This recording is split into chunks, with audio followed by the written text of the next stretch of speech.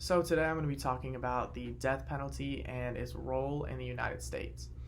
So 30 states have the death penalty, including right here in Ohio. And so now my first point, I'm going to talk about what constitutes the death penalty. So historically, the death penalty has been used for rape against black defendants towards white victims. But in the modern era, everyone on death row is currently convicted of murder, according to deathpenaltyinfo.org. Um, However, some states allow the death penalty to be charged if a defendant was involved in a felony that led to a murder, even though they did not directly murder the victim. And so, because of this, prisoners have argued that the circumstances that make a felony eligible for the death penalty are too broad. For my first question for you, what was the death penalty used for historically? All right, and so about the broadness of the death penalty, that brings us to the arbitrariness of it.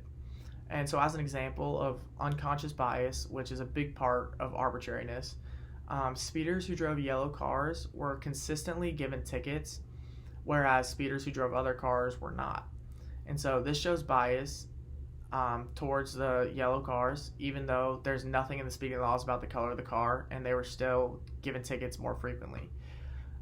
So the same concept can be applied to the death penalty in terms of race or where the crime was committed, instead of the severity of the crime. So next I'm going to talk about how the death penalty is carried out.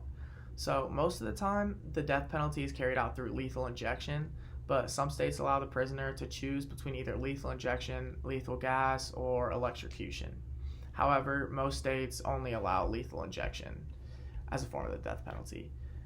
And so next I'm going to talk about death penalty fiscally versus morally. So according to the government of California, it costs approximately $81,203 a year to incarcerate a prisoner. So the death penalty saves the taxpayers a fortune in terms of if we're looking at the problem fiscally, if a prisoner is to be killed rather than life in prison. Because life in prison, which would be the alternative of the death penalty, you got to think $81,000 a year. That's just going to compound and compound and compound.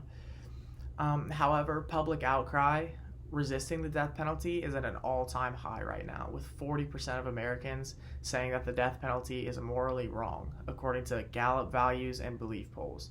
And 60% of Americans prefer life in prison rather than the death penalty, which is another all-time high, with the previous being 47%.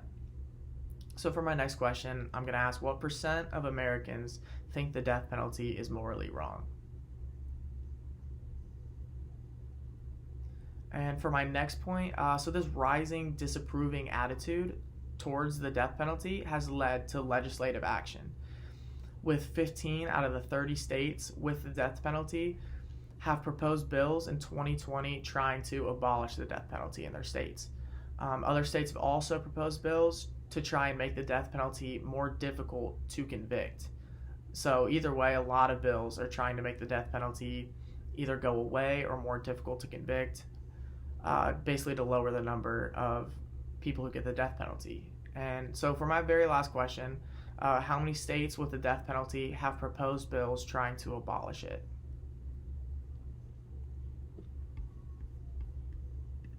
All right, thank you very much.